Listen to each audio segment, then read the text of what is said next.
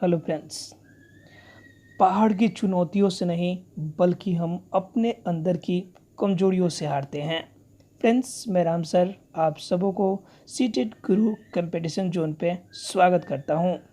Friends, आज मैं लेकर आया हूं आप लोगों के लिए बिहार दरोगा का प्रीमियर क्विज कॉन्टेस्ट। फ्रेंड्स, जो कि प्रतिदिन सुबह 8 बजे होता है। फ्रेंड्स, ये है हमारा प्रैक्टिस पेपर नंबर 8 जुनून वर्दी का।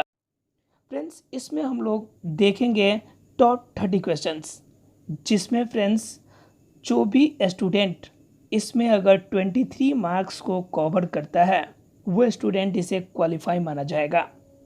फ्रेंड्स, हम लोग सेट प्रैक्टिस कर रहे हैं जुनून वर्दी का तहत, जिसके अंदर हम लोग का प्लान नेक्स्ट बिहार दरोगा होना है। फ्रेंड्स, अगर आप रेगुलर प्रैक्टिस करते हैं तो इसमें ऐसे टॉप क्वेश्चंस होते हैं जो हर सेट से क्वेश्चंस आपको ज़रूर मैच करेंगे। नेक्स्ट एग्ज़ाम में अगर आप देखेंगे तो ज़्यादातर क्वेश्चन हमारे सेट से होंगे। देखते हैं फ्रेंड्स इस क्विज कॉन्टेस्ट को। आज का क्विज कॉन्टेस्ट का फर्स्ट क्वेश्चन जो है फ्रेंड्स हमारा, वो फर्स्ट क्वेश्चन है, भारत में सबसे प्राचीन अभिलेख किस शासक के प्राप्त हुए हैं?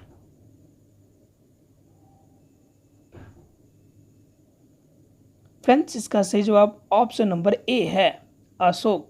अशोक का अभिलेख सबसे प्राचीन माना जाता है, जो कि प्राकृत भाषा में है, और अगर लिपि की बात करें तो ब्राह्मी लिपि में है। कुछ ऐसी भी है जो खरोष्ठी लिपि में भी है, लेकिन भाषा की बात करें तो प्राकृत भाषा में है।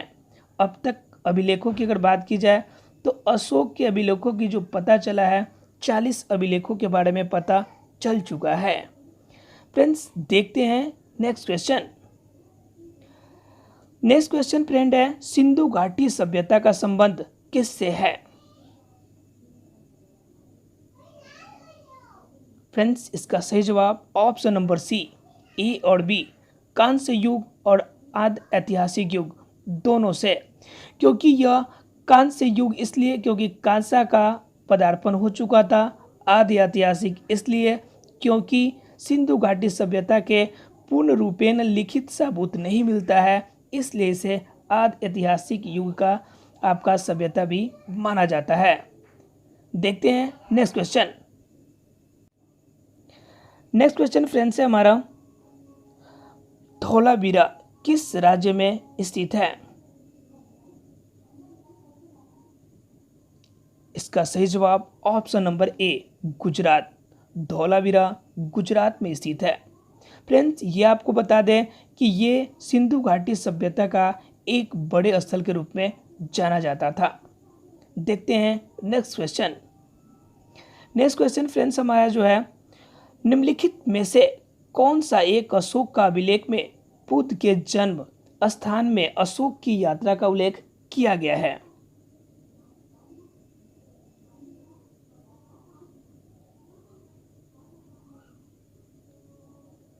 फ्रेंड्स, इसका सही जवाब ऑप्शन नंबर बी, रूमिन देई स्तंभ अभिलेख, जिसका खोज 1896 में किया गया था। फ्रेंड्स, इस स्तंभ लेख में कालिंग विजय के बारे में वर्णन है। इस अभिलेख में यह क्लियर होता है कि बुद्ध के जन्म स्थान पे अशोक की यात्रा की गई थी। देखते हैं फ्रेंड्स नेक्स्ट क्वेश्चन। जुलाई 1942 को कांग्रेस कार्य समिति द्वारा भारत छोड़ो आंदोलन का प्रस्ताव कहां पारित किया गया था?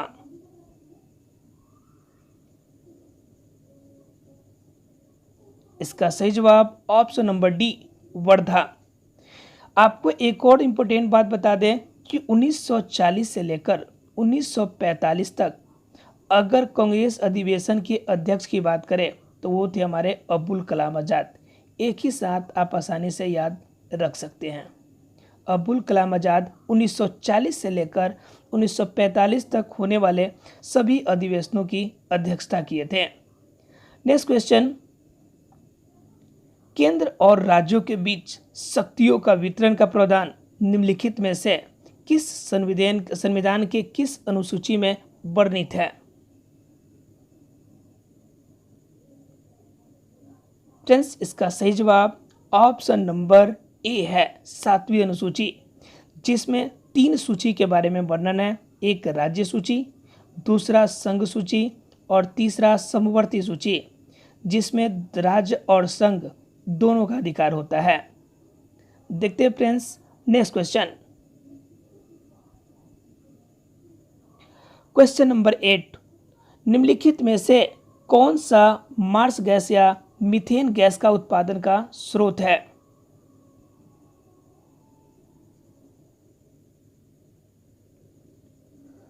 फ्रेंड्स, इसका सही जवाब ऑप्शन नंबर सी, धान का खेत और पशुओं का अपशिष्ट, इन दोनों से हमें मीथेन अर्थात कि CH4 प्राप्त होता है। दोनों के सड़ने गलने से हमें मीथेन गैस की प्राप्ति होती है। देखते हैं फ्रेंड्स नेक्स्ट क्वेश्चन। 1975 के आपातकाल के दौरान निम्नलिखित में से कौन भारत के राष्ट्रपति थे?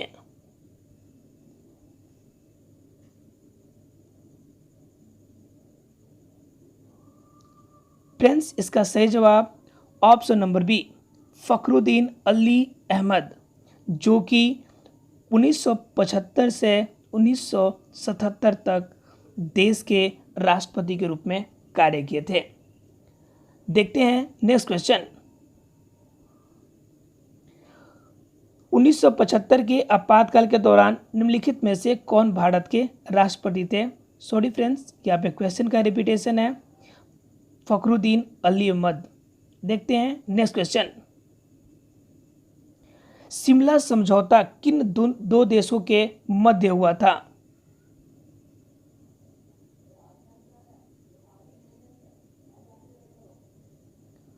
फ्रेंड्स, इसका सही जवाब ऑप्शन नंबर बी, 2 जुलाई 1972 को ये समझौता हुआ था, जिसे हम लोग शिमला समझौता के नाम से भी जानते हैं।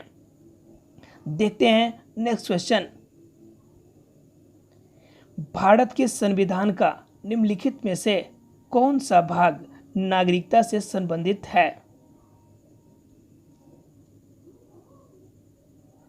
इसका सही जवाब ऑप्शन नंबर ए, भाग 2, जिसमें आर्टिकल 5 से 11 तक वर्णित है, जिनमें नागरिकता एवं यहाँ पे रहने वाले लोगों के प्राप्त नागरिकता के एवं बाहरी लोगों के नागरिकता के बारे में वर्णन किया गया है। देखते हैं फ्रेंड्स नेक्स्ट क्वेश्चन। मैकमोहन रेखा चीन और भारत के किस राज्य के बीच है?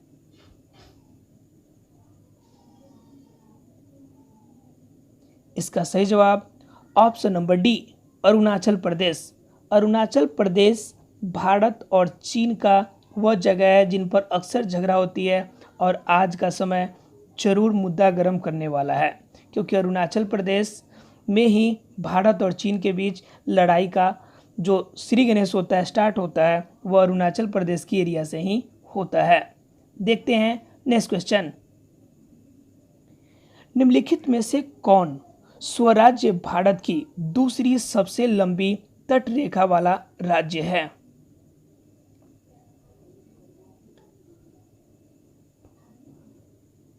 आपको बताना है कि कौन दूसरी तट रेखा वाला राज्य है।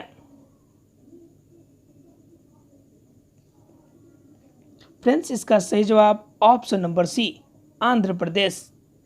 अगर हम लोग बात करें इसकी टोटल एरिया की, तो वो है आपका 974 किलोमीटर की एरिया जो है इसकी कोस्ट लाइन की है।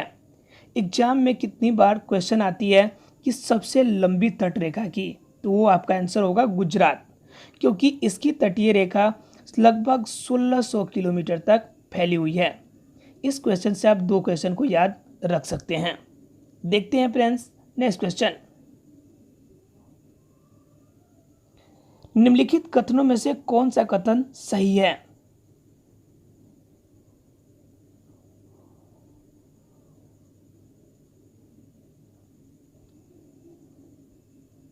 फ्रेंड्स, इसका सही जवाब ऑप्शन नंबर ए है। भारतीय संविधान का अनुच्छेद 109 जो है वह धन विधेयक को संबंधित है, यानी धन विधेयक के बारे में हमें बताता है। लेकिन ऑप्शन नंबर 2 बिल्कुल गलत है, क्योंकि कह रहा है इसमें कोई भी विधेयक जब भी पेश करना हो तो उसमें राष्ट्रपति की स्वीकृति जरूरी होती है, जो कि बिल्कुल गलत है।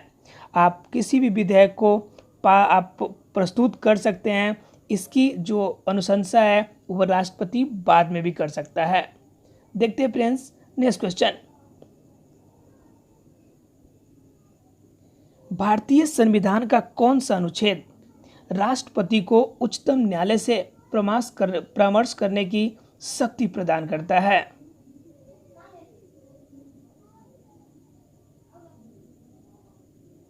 फ्रेंड्स, इसका सही जवाब ऑप्शन नंबर सी, अनुच्छेद 143।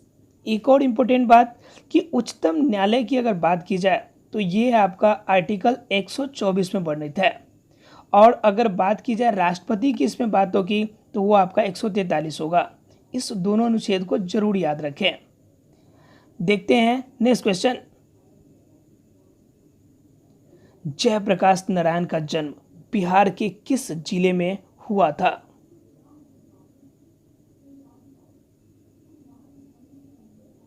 फ्रेंड्स, इसका सही जवाब ऑप्शन नंबर ए, सारण जिला, जो कि 11 अक्टूबर 1902 को हुआ था। जयप्रकाश नारायण का जन्म सारण जिले में 11 अक्टूबर 1902 को हुआ था। देखते हैं नेक्स्ट क्वेश्चन। केटू गाडविन किस पर्वत श्रेणी में स्थित है?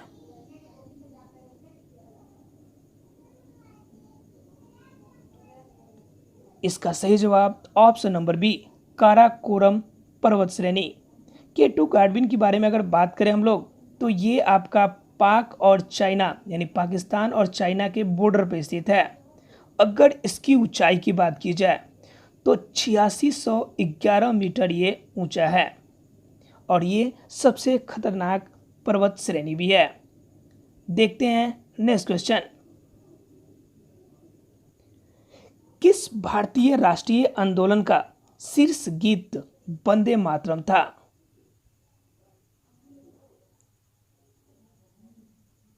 फ्रेंड्स, इसका सही जवाब ऑप्शन नंबर बी, स्वदेशी आंदोलन।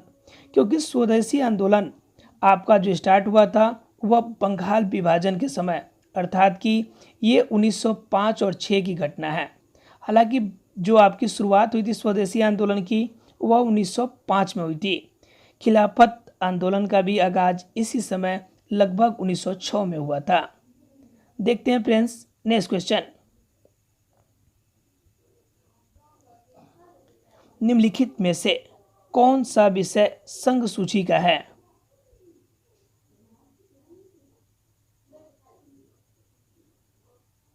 इसका सही जवाब ऑप्शन नंबर बी, बंदरगाह। क्योंकि बंदरगाह जो होता है स्पेशली आपका व्यापार अंतर्राष्ट्रीय स्तर पे किया जाता है, जिस पर अधिकार सिर्फ संघ का अर्थात कि केंद्र सरकार का होता है। देखते हैं नेक्स्ट क्वेश्चन।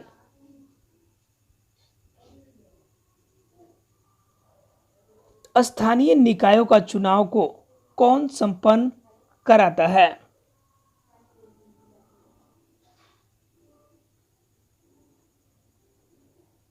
इसका सही जवाब ऑप्शन नंबर सी, राज्य निर्वाचन आयोग।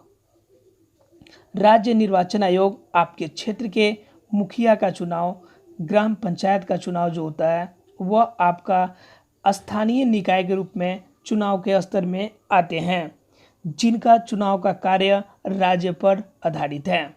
देखते हैं नेक्स्ट क्वेश्चन। राष्ट्रीय विकास परिषद का स्थापना कब हुआ था?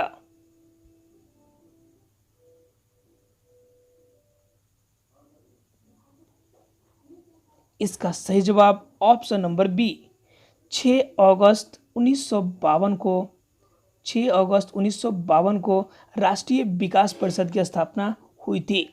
एक और बात, जो प्राइम मिनिस्टर होते हैं अर्थात प्रधानमंत्री, इसके मुख्य अध्यक्ष के रूप में कार्य करते हैं। देखते हैं नेक्स्ट क्वेश्चन। स्टार्च को माल्टोज में परिवर्तन करने वाला एंजाइम कौन सा है?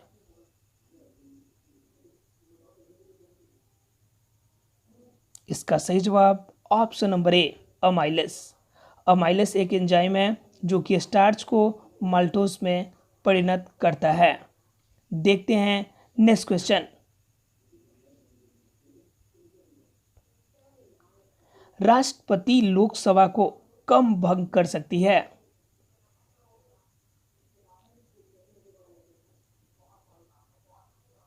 इसका सही जवाब ऑप्शन नंबर सी, केंद्रीय मंत्रिमंडल के अनुशंसा पर। अगर केंद्रीय मंत्रिमंडल अगर कहती है तो लोकसभा को भंग किया जा सकता है।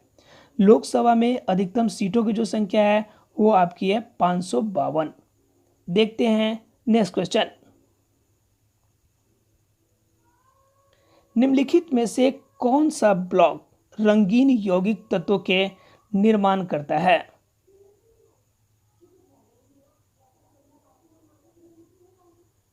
इसका सही जवाब option number D, F block. देखते हैं नेक्स्ट क्वेश्चन। किस सिख गुरु ने अमृतसर शहर बसाया था?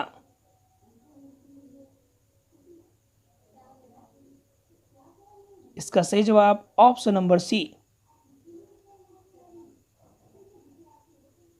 ऑप्शन नंबर सी इसका सही जवाब है। गुरु रामदास, जिन्होंने 1577 में अमृतसर शहर की स्थापना की थी।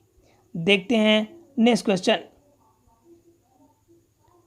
किस वायसराय के शासनकाल में पूसा में कृषि अनुसंधान केंद्र की स्थापना हुई थी?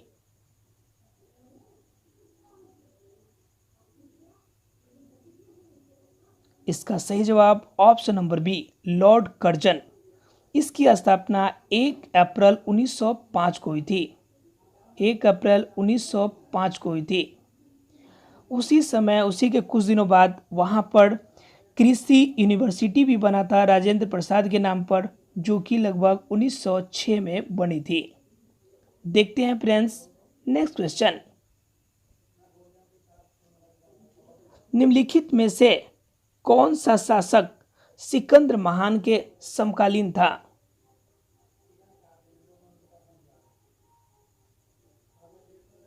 इसका सही जवाब option number C, Ghanananda. Ghanananda के बारे में एक और बात बता दें कि यह नंद वंश के शासक थे। एक और बात बता दें कि नंद वंश के जो संस्थापक थे उनका नाम था महापद्म नंद। एक और इससे इंपॉर्टेंट बात कि घनानंद को हराकर चंद्रगुप्त मौर्य ने मौर्य वंश की स्थापना की थी। इस क्वेश्चन से आप 4 क्वेश्चन याद रख सकते हैं। पहला नंबर चीज कि सिकंदर के समकालीन घनानंद थे। घनानंद नंद वंश के थे एवं नंद वंश के संस्थापक महापद्म नंद थे और मौर्य वंश की स्थापना चंद्रगुप्त मौर्य द्वारा घनानंद को हराकर किया गया था। अर्थात इससे आप 4 क्वेश्चन को आसानी से याद रख सकते हैं। देखते हैं फ्रेंड्स नेक्स्ट क्वेश्चन। निम्नलिखित कथनों में से कौन सा कथन सही है?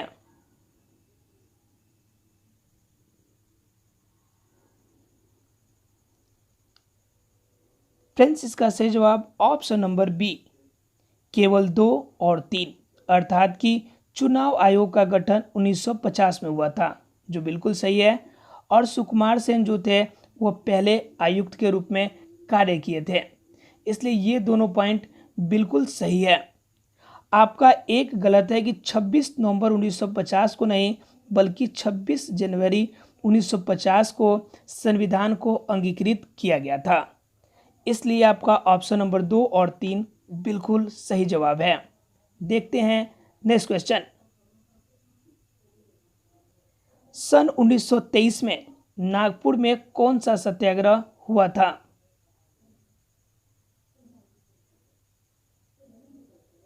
इसका सही जवाब ऑप्शन नंबर डी, ध्वज सत्याग्रह, जिसमें झंडे फहराकर हम लोगों ने अंग्रेज का विरोध किया था। इसमें पटेल जी साथ ही साथ और कांग्रेस के नेता जो थे इनमें अगुवाई किए हुए थे, यानी लीडर के रूप में वर्क किए थे। देखते हैं इस क्विज कॉन्टेस्ट का आखिरी क्वेश्चन। नाथपा झकरी परियोजना किस नदी पर अवस्थित है?